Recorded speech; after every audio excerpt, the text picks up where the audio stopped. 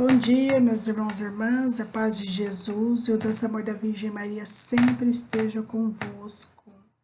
Hoje é sábado, 29 de maio de 2021.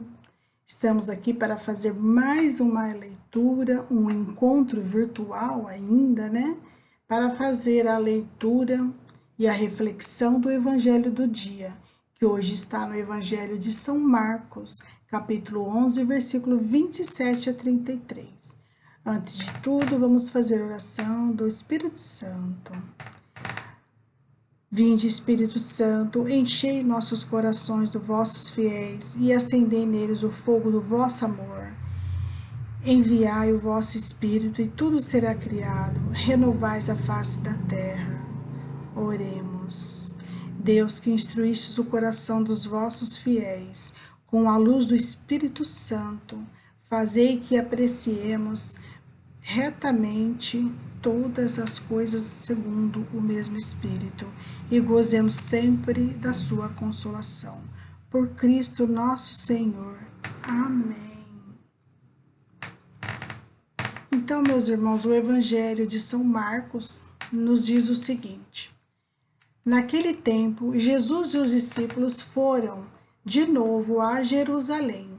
Enquanto Jesus estava andando no templo, o sumo sacerdote e os mestres anciãos aproximaram-se dele e perguntaram: com que autoridade faz essas coisas?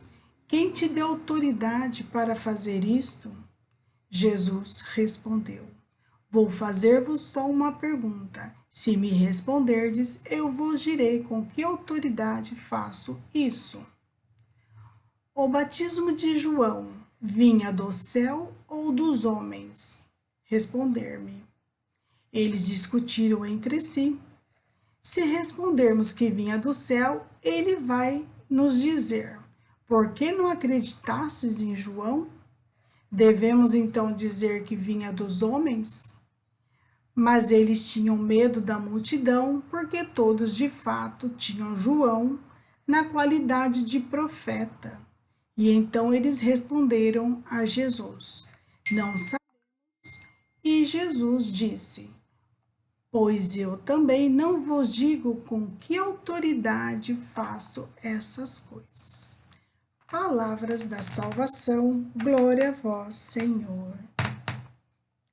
Meus irmãos, este evangelho de hoje, ele nos pede que pensemos com que intenção estamos vendo Jesus, com que intenção nós vemos Jesus, né? Será que estamos indo sem fé, sem reconhecer a sua autoridade? E por isso os sumos sacerdotes, os escribas e os anciãos questionavam a Jesus, né? Com que autoridade fazem essas coisas? Quem te deu autoridade para fazer isso? Né? Eles questionavam o tempo todo ali, naquele momento, Jesus, né? E nós nos deparamos aqui com uma pequena polêmica desse sumo sacerdote e os doutores da lei com Jesus. Jesus era corajoso, ele tinha força, né, meus irmãos? Ele enfrentava tudo isso e até esses questionamentos. Na teologia, né, onde autoridade é o Senhor, vem de Deus. Mas naquela época, para a sociedade em si, Jesus ele não era considerado ainda uma autoridade, né, meus irmãos? Por quê? Porque ele não era um rei, né? Ele não era um sacerdote. Então, naquela época, isso era importante. Essas pessoas tinham autoridade. Mas nós sabemos, né, que ele era muito mais que isso. Jesus era muito mais que isso, ele era rei dos reis. Ele era para nós um único sacerdote, né, meus irmãos? Portanto, reconhecê-lo como autoridade de Deus para nós é muito fácil. Mas para eles isso não tinha importância, né, para os doutores da lei, né? E aqueles homens estavam ali para testá-lo e para prová-lo, né? E São Tomás de Aquino, ele comentou nesse evangelho, ele faz uma menção, né?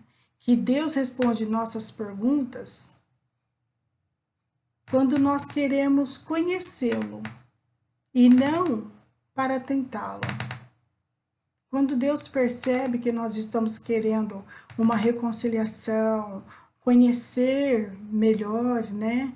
Aprender mais sobre ele nos responde as nossas perguntas. Mas se ele percebe que é uma tentação, colocando em prova, ele realmente ele se cala, né? Então, será que nós estamos realmente fazendo as nossas orações, questionando a Deus, ou nós realmente estamos ali orando, pedindo realmente, né? Estamos junto com Ele. Como, por exemplo, irmãos, no deserto, quando Jesus estava naquele deserto, ele tinha muita sede, né? E o demônio estava ali com ele, tentando ele o tempo todo. E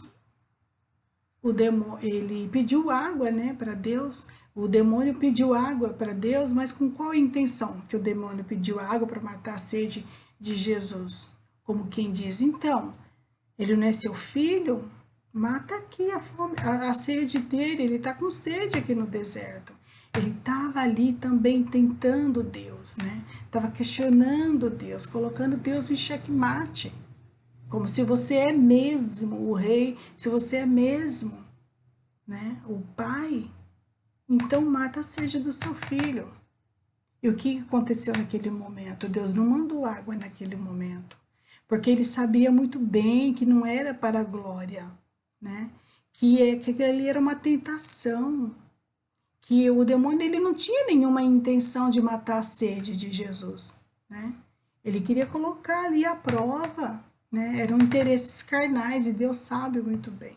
Deus sabe tudo, né, meus irmãos? Deus sabe tudo, né?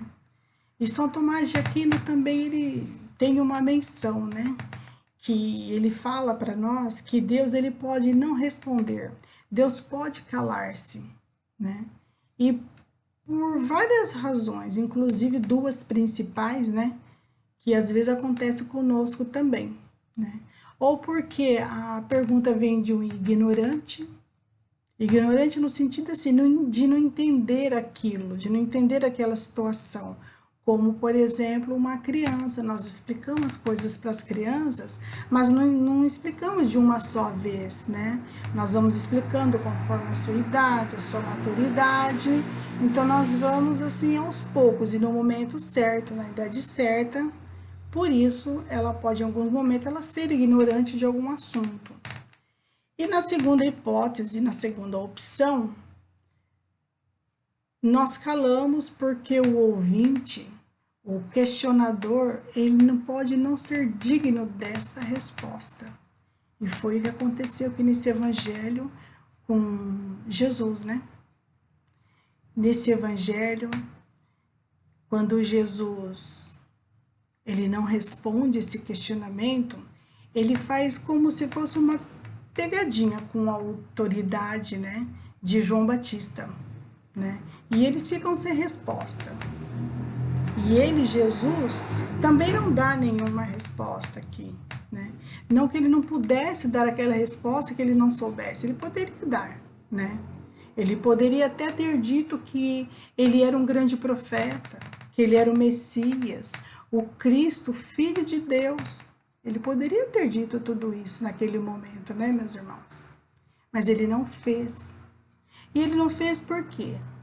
Porque Jesus entendeu que a autoridade, como um princípio, ele não entendia que a autoridade que eles estavam querendo dizer ali, ele não entendia a autoridade como um princípio de poder, de coisa grande, mas sim como um princípio de valores. Valores é bem diferente, né? Então, se nós não tratamos a Deus, nós não teremos fé. Como diz São Gregório Magno, também tem uma menção aqui que quando insistimos na oração com toda veemência, Deus se detém no nosso coração e recobramos a vista perdida, certo? E também Nós lembramos uma citação de Santo Agostinho aqui, né? Que se a fé vier a faltar, a oração é inútil, né? Por isso nós temos que sempre orar, cremos, né? Que a fé não falte em nós nunca. Jamais coloquemos em xeque-mate esse tipo de situação, como aqui no Evangelho, né? E a fé produz a oração, né? E a oração produz também a firmeza na nossa fé, meus irmãos, certo? Se nós tivermos uma boa disposição, apesar dos erros, né? Vendo uma outra pessoa tem razão, acolhemos as vossas palavras, né? Se nós tivermos uma boa intenção, apesar de arrastar o peso do pecado, né, dos nossos erros, quando nós façamos oração com Deus, Ele nos fará compreender que Ele sabe que nós estamos nos reconciliando com Ele ali naquele momento, né? Então, que nós peçamos perdão de todo o coração, por meio do sacramento, da penitência, muita fé, muita oração, meus irmãos. É o que simplesmente Deus espera de nós. Eu espero que eu tenha conseguido passar um pouquinho dessa reflexão para vocês, desse Evangelho de São Marcos, capítulo 11, e quero muito desejar a vocês que fiquem com Deus, um doce amor da Virgem Santa Maria. Tenham um feliz sábado, abençoado, e que o manto de Nossa Senhora cubram vocês, o seu trabalho, as suas casas, o caminho por onde passar. Muito obrigada, meus irmãos. A paz de Jesus e o doce amor da Virgem Maria sempre estejam com todos. Amém.